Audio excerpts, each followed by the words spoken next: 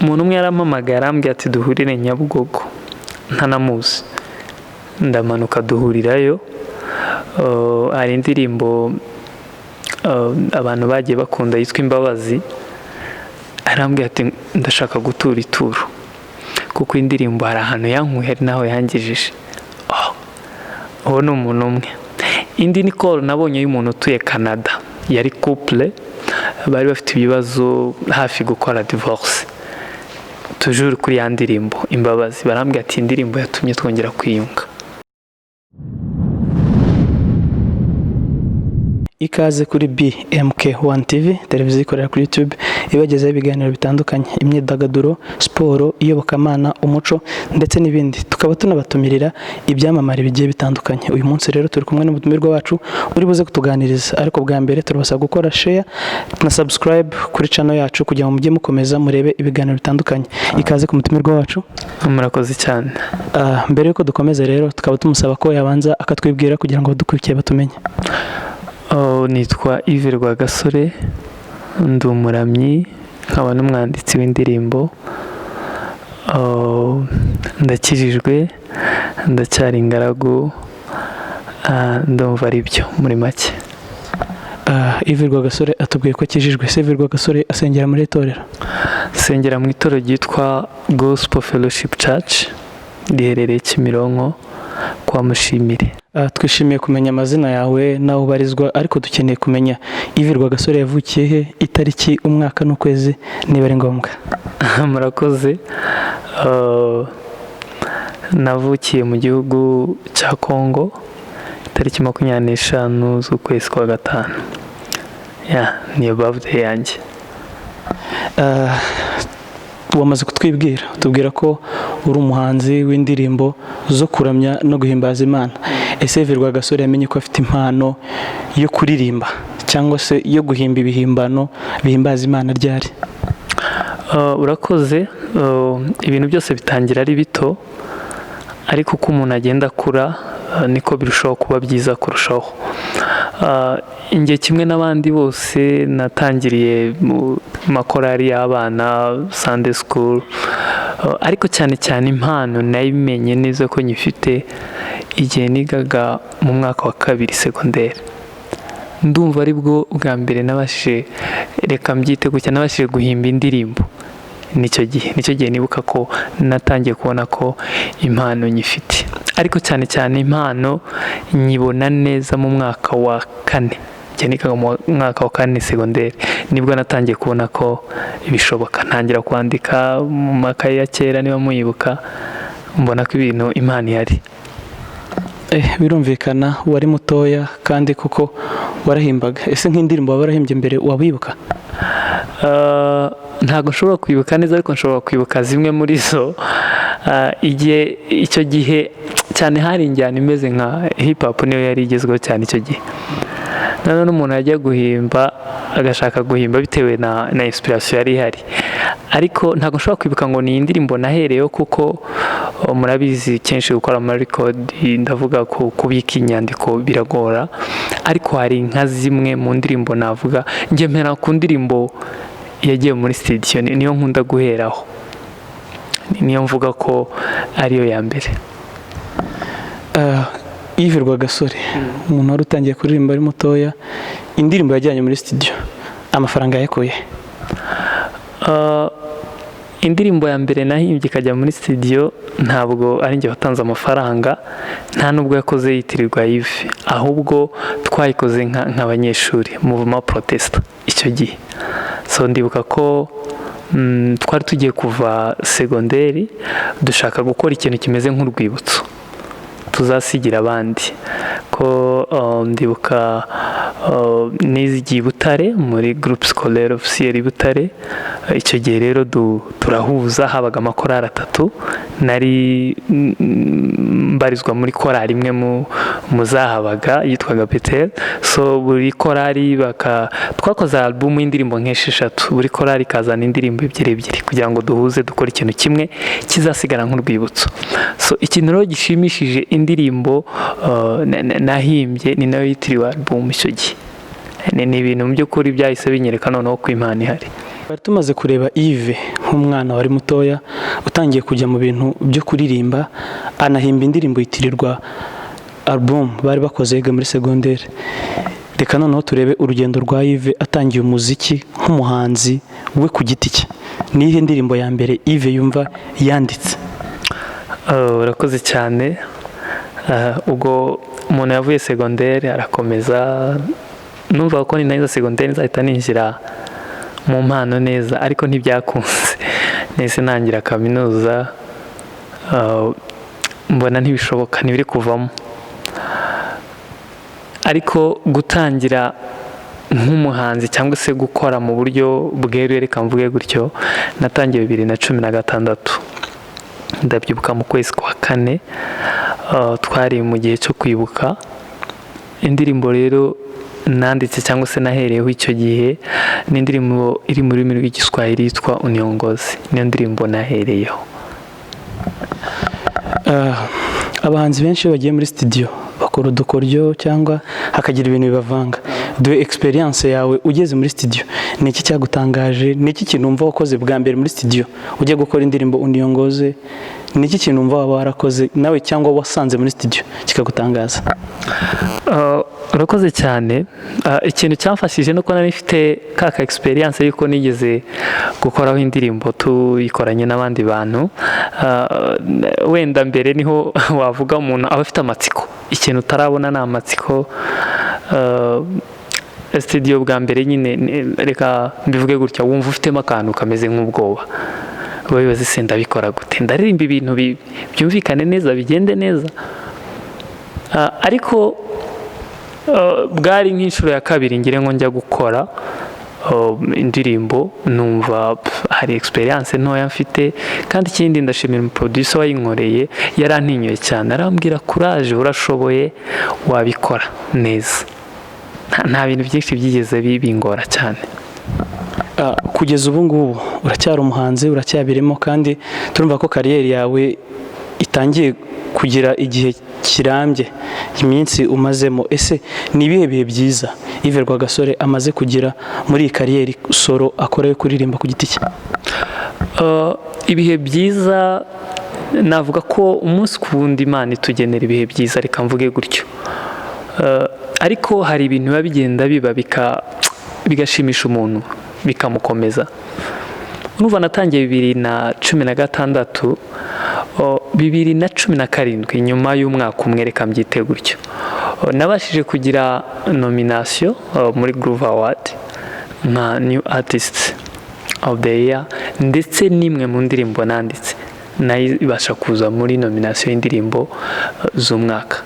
Aho niyo hantu nahise numva ko ibintu bishoboka rwose, ntakubeshye. Naravuze ngo siko ibintu bishoboka, kuko kubona uza muri nomination y'abantu 5 mu gihugu ni ibintu bitoroshye.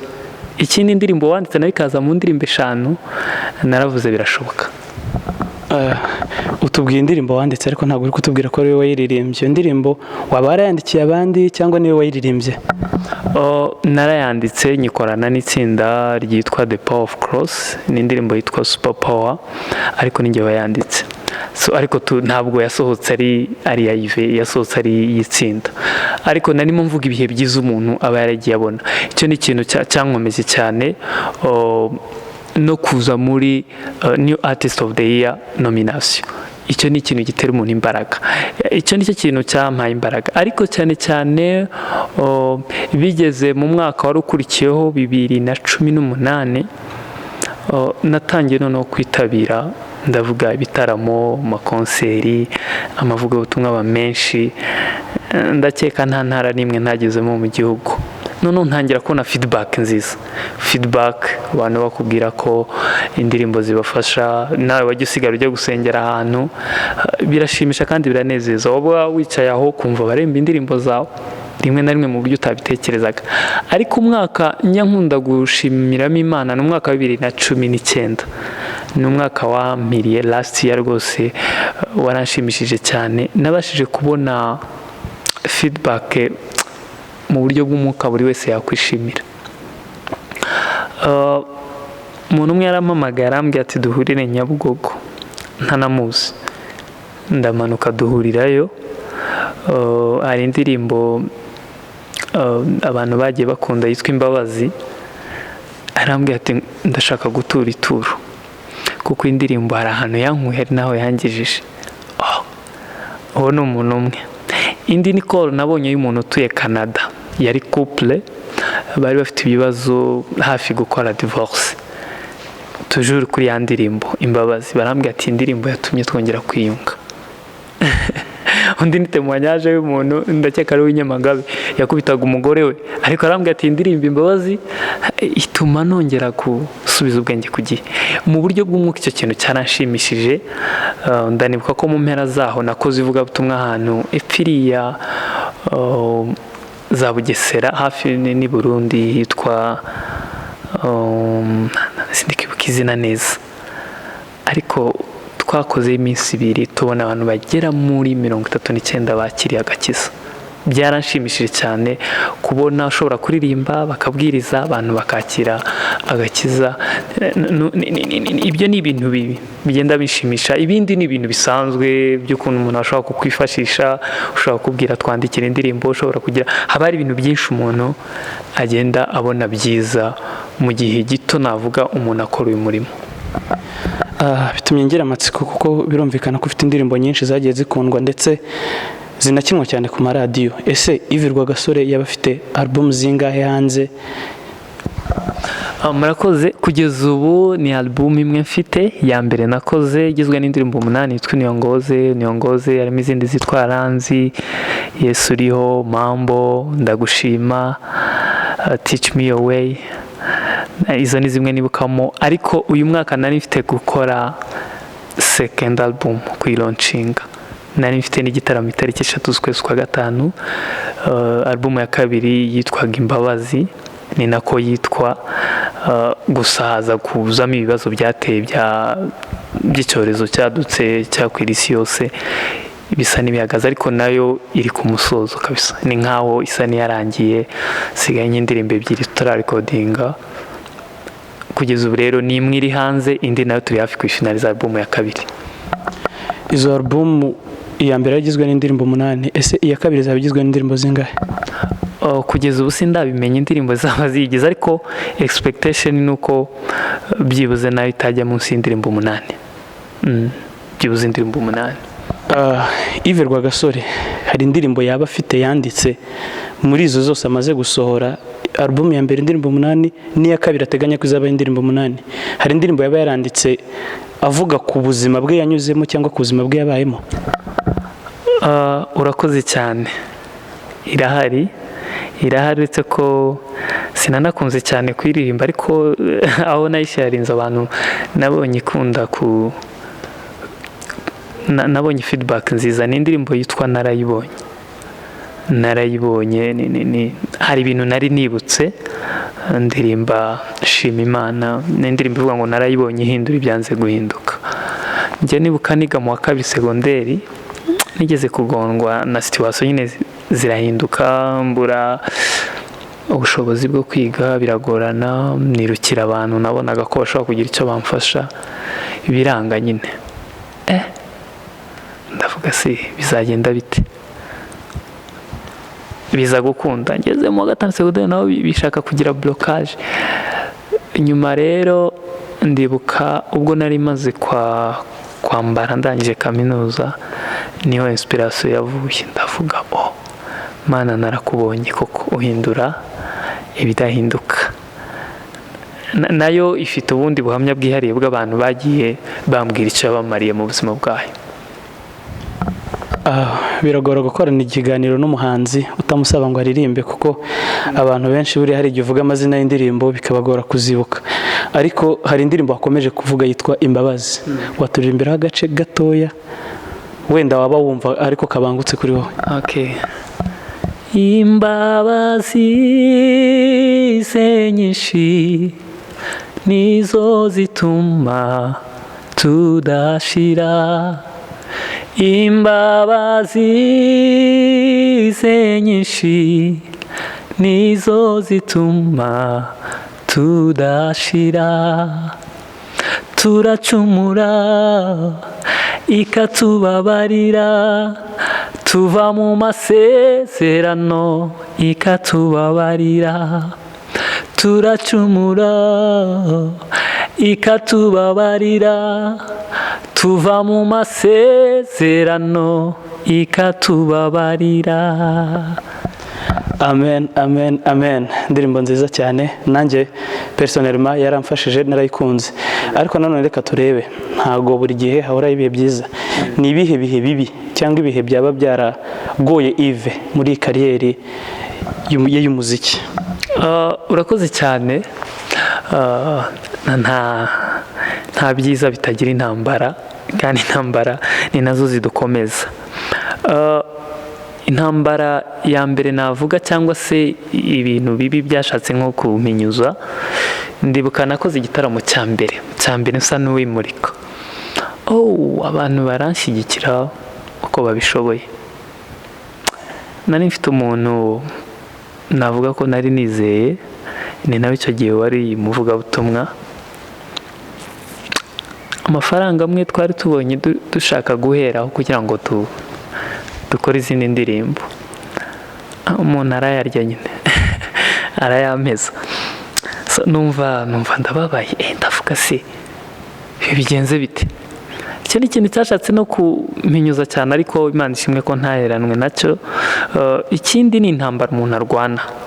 Buriya kwemerwa ni ibintu bikomeye, si ibintu biba uwo munsi, ni ibintu bikomeye. Hari n'aho umuntu yatumirwaga nturirimbe, ugataha utaririmbye kubera kudahabwa agaciro. Urumva nyine barakubona nk'umuntu uri aho. Izo ni intambara nagiye mpura nazo. Ikindi ni abantu mugenda muhura umunsi kundi, mukorana. Ibi bintu by'umwuka bibamo ibintu by'intambara, byo kurwanywa, by'amashyari, nabyo birahari. Ariko Imana ishimwe, ubu turahagaze kandi turakomeye. Imana ikomeza igenda itwubaka cyane. Hari ikibazo abantu benshi bajya bagira ku bahanzi baririmba indirimbo zihimbaza Imana, bakibaza ngo ese ko ubutumwa batanga, agakiza tuvuga ko twagahereye ubuntu, kuki iyo utumiye umuhanzi uririmba indirimbo zihimbaza Imana yishyuza amafaranga? Ese wowe wumva iyo myumvire imeze gute kuri wowe nkawe nk'umuhanzi ujya utumirwa? Ubibona gute kuba umuntu yaguhamagara wamusaba amafaranga bikaba ikibazo, cyangwa akanakuvuga nabi hanze? Wowe ubibona gute? Iyo myumvire ifata gute? Urakoze cyane. Ni n'ikibazo cyagutse kinini, abantu bashobora gukoraho debate nini cyane irambuye, ariko reka mbisubize mu magambo make. Impande zombi zigomba gusobanukirwa. Njyewe muhanzi batumiye n'uwantumiye. Buriya iyo utumiye umuntu uba ushaka kwakira, uba ushaka gufata ibyo afite ukakira, ariko hari ikintu bita guhesha umugisha uwakoze neza, kuko na Bibiliya ubwayo yemera neza ko abagabura ubutumwa bwiza bakwiriye gutungwa nabyo. Uzabisome mu Bakorinto ba mbere.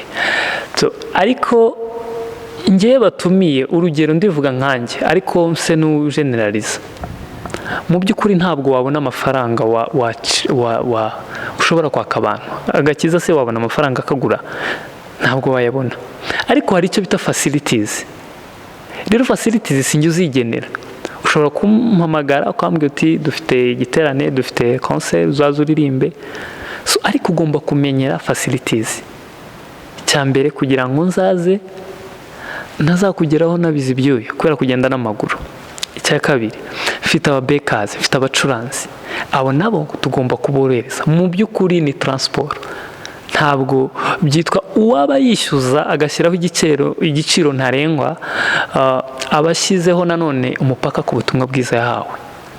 Ahubwo ni byiza ko ngiye nitaba, ariko ba bantu bakamenyera facilities. Cyane cyane ndareba kubatumira abantu. Ubitekereze, ni byiza kabisa. Bisa neza iyo ushyiriyeho umuntu facilities, kandi birakorwa. N'uwo batumiye ubwiriza n'undi wese bamushyiraho facilities kugira ngo umurimo twese tuwugabure umeze neza. ubwo bishatse gusobanura ko amafaranga abahanzi ba gospel baka ari aya transport. Ese ko abenshi iyo babigiyemo biba bitewe n'uko babikunda ndetse aba ariyo mpano bumva bafite cyane, kandi tuzi ko cyane cyane umuntu atungwa n'impano ye. Ese mwebwe buriya biraborohera ko umuziki wa gospel wagutunga wonyine? Urakoze cyane. Birashoboka ariko haracyari urugendo bitewe n'uko ibihugu byacu bya Afurika bitaratera imbere. Biragoye ko umuntu yavuga ngo umuziki uzamutunga 100%, biragoye. None na gospel hari intambara nyinshi zibamo zo kuvuga ngo nyine ubutumwa ntibugurishwa, ariko nkunda kubwira abantu ngo niba warahamagawe n'Imana izagutunga, kandi birashoboka pe, ariko mu buryo ngewe ntirwanirira, mu buryo bwagenwe n'Imana. Urugero, niba nkoze iyo album birumvikana CD nzayigurisha, niba nkoze iyo konseri birashoboka ko nashobora kwishyuza, byibuze umuntu akabona na motivation kugira ngo yongere akore indi album. Ariko icyo nge mvuga, biragoye bitewe n'aho turi kuba umuntu yashyiraho igiciro runaka, ko niba utagifite udashobora kumubona bitewe n'ibihugu byacu turimo. Haracyari urugendo, haracyari intambara zikomeye kugira ngo tugere kuri urwo rwego. Ariko hari ubundi buryo bwo kugurisha amasede. Niba wampamagaye kuririmbira mu bukwe birumvikana, ibindi birori ibyo ari byo byose bisaba amafaranga. Konseri nawe wishyuje ukantumira birumvikana, ushobora wenda kugena motivation ntoya ishoboka, cyangwa kubo byahiriye nacyo bizamuhemba, birashoboka.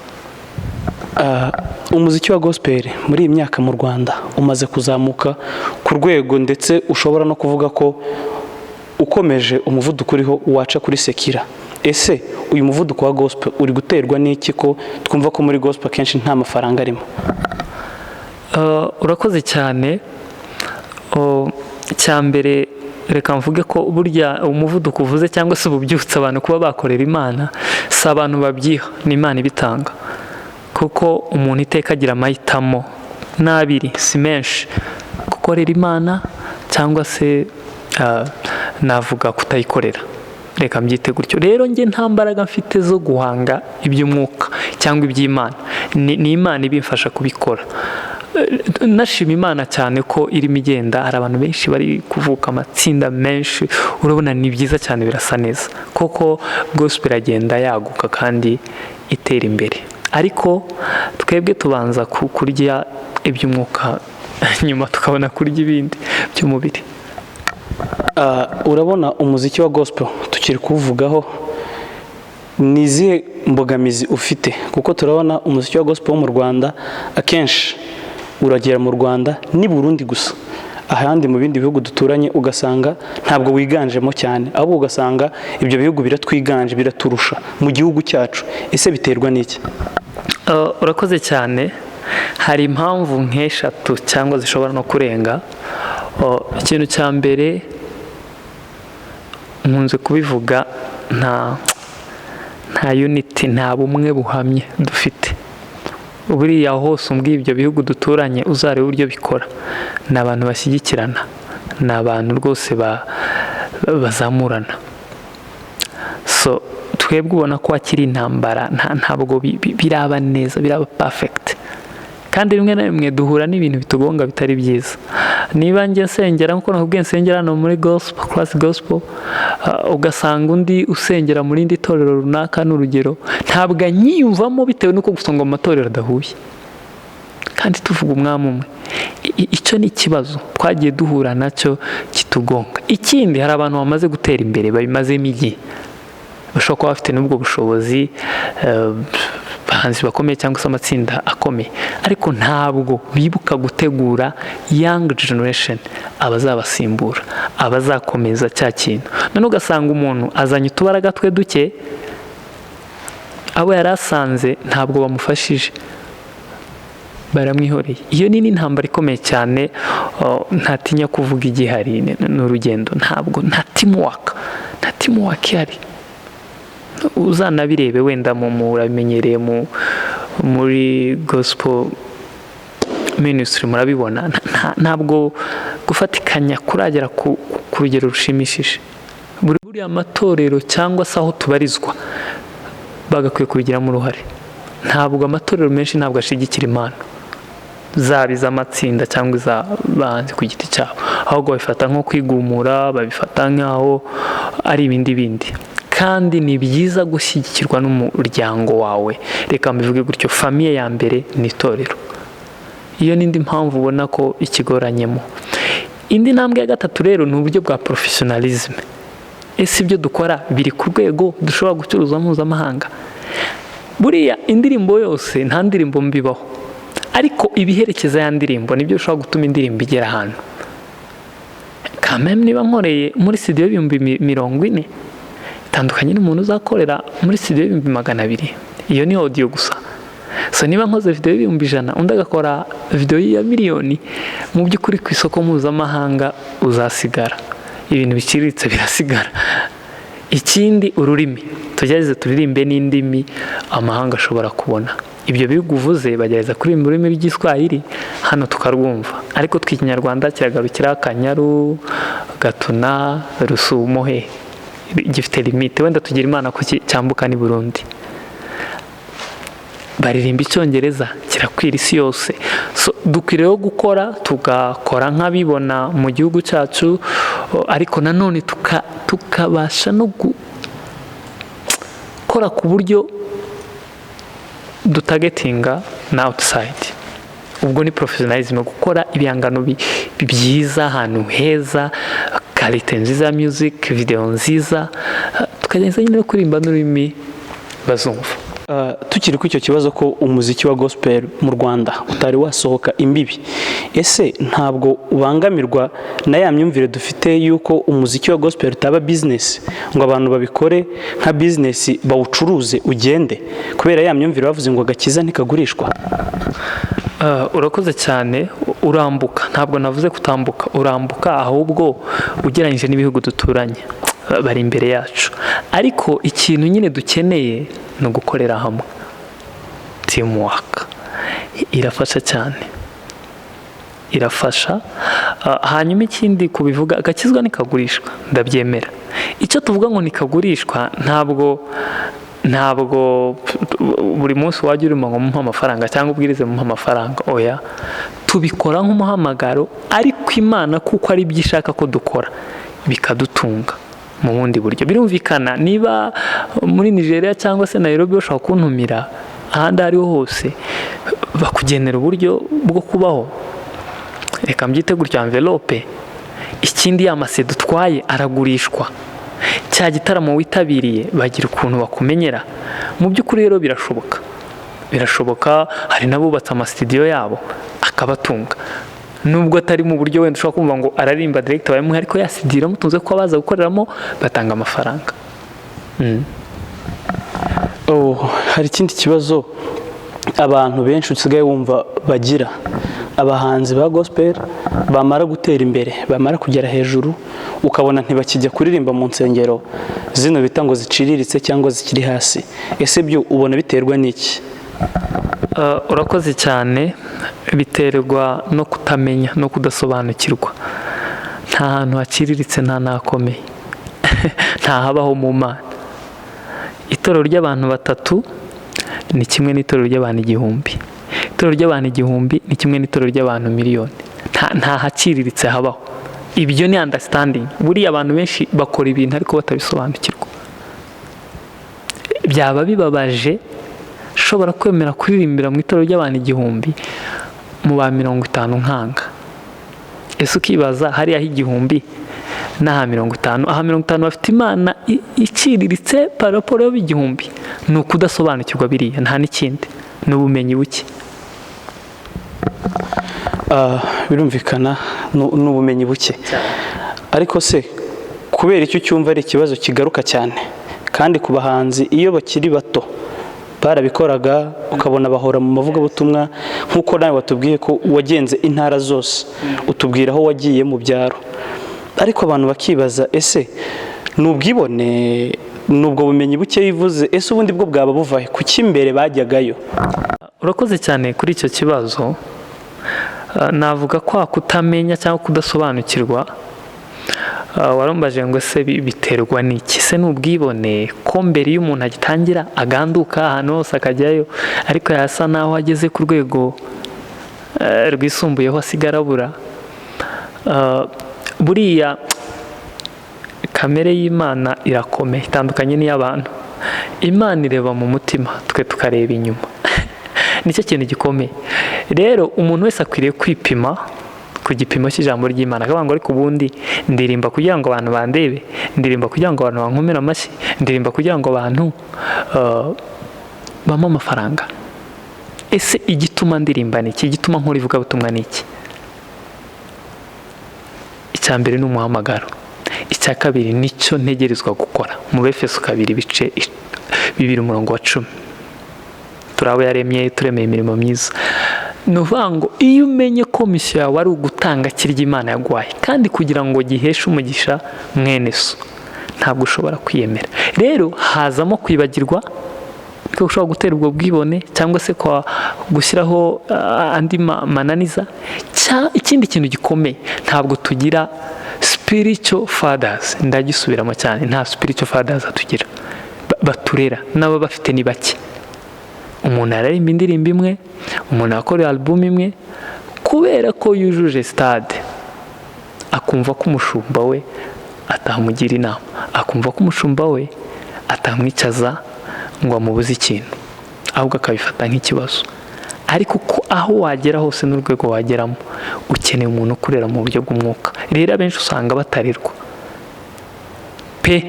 Ni nayo mpamvu bibaza umuntu arahinduranya amatorero, mu kwa mbere ari mu itorero rimwe, mu kwa gatanu ari mu rindi, mu mwaka amatorero ane.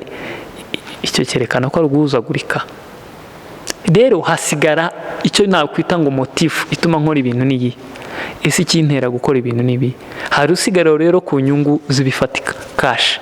Uwo rero niyo mpamvu ahantu abona atari bukuru umugati nazitabira, ariko wabona hari umugati azajyayo. Ariko ufite wa mutwaro w'ivugabutumwa, ndakurahiye azagenda. Kandi n'ingero zirahari, avugabutumwa bakomeye, abandi bakomeye, ariko baganduka rwose ahantu nakwita ko twe twita ko bakiri mu itangira, akaza kandi agakora. Ariko hakaba abandi nyine bumva ko ntahari kamera n'itaratu bazajya.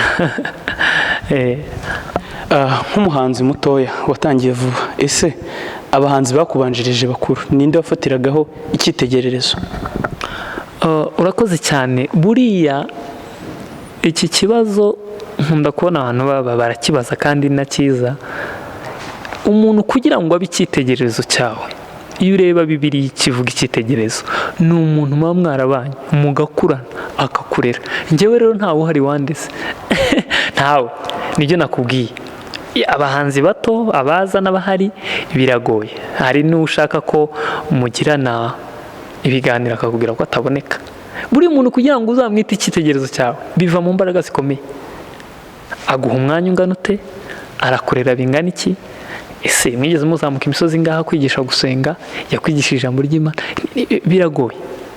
Ushobora kuvuga ngo wenda abantu wabonaga uburyo bakora wenda wifuza kumera nkabo, ariko umuntu kuba icyitegererezo kugeza ubu biragoye. Usanga ahubwo ibyitegererezo tubikura ku bantu batwigishije gusenga. Njye ari abantu bangishije gusenga, mvuga ngo uyu muntu yaramfashije.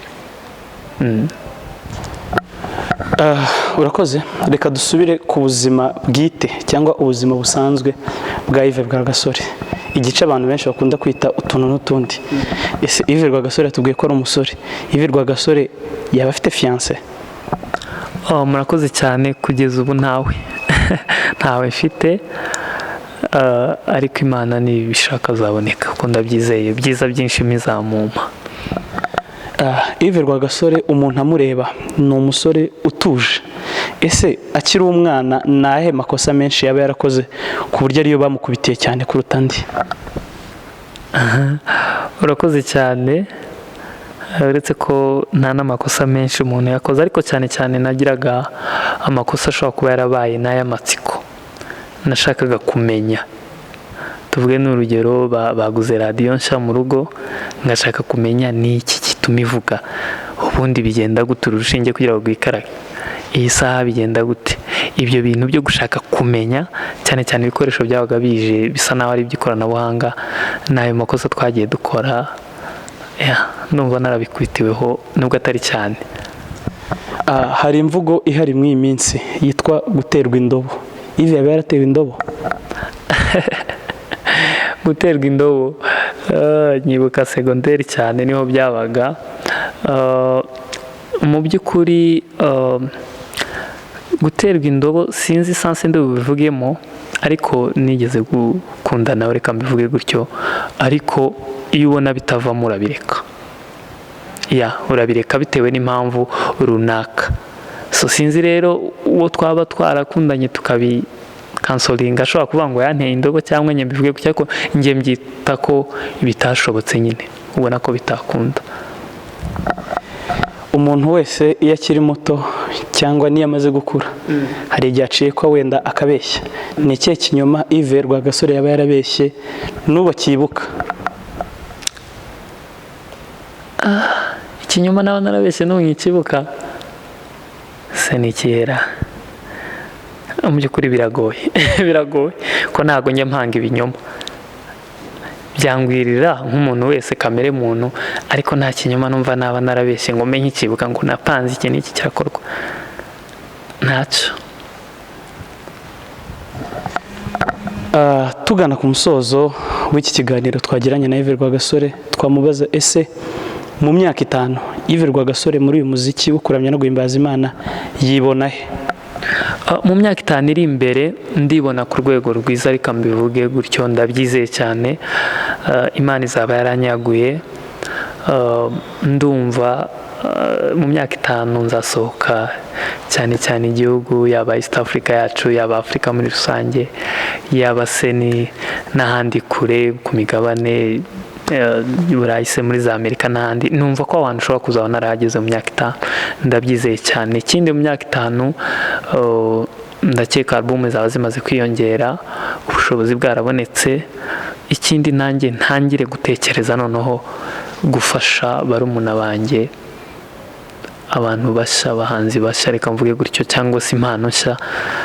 Ni nayo passion yanjye, kugira ngo byibuze nanjye ngire uwo nabera ikiraro. Ndakeka tugeze ku musozo w'ikiganiro twari dufitanye na Yves Rwagasore. Turagushimiye. Murakoze cyane BMK TV, ngire ngo Imana ibahe umugisha kandi bagure. Ndetse Imana ihe umugisha abantu bazakurikira kino kiganiro. Twabasabaga nanone gukora subscribe mukanasharinga kugira ngo n'abandi babone buno butumwa bukomeye bw'ingirakamaro. Ariko se dusoza, ikibazo cya nyuma, ni ubuhe butumwa Yves Rwagasore yaha abahanzi bagenzi be baba muri gospel? Ubutumwa nta bundi, ijambo ry'Imana niryo rivuga ngo ibyo mukora byose mubikorane urukundo. Ujye wipima wowe muhanzi mugenzi wanjye, wowe muririmbyi, wowe muramyi, uvuge ngo ariko ibintu nkora mbikorana urukundo. Icya kabiri, ese ari Kristo yabikora ate? Ari Kristo batumiye, ari Kristo basabye ubufasha, yabaha igisubizo nk'icyo mbahaye? Icya gatatu ni ukubasabira kwaguka, ndabasabira kwaguka, umugisha, imbaraga n'ubutunzi n'amavuta. Imana ibahe umugisha. Imana imuhe umugisha. Turashoje. Mwari kumwe nanjye Safari Dieudonné, nawe utaha.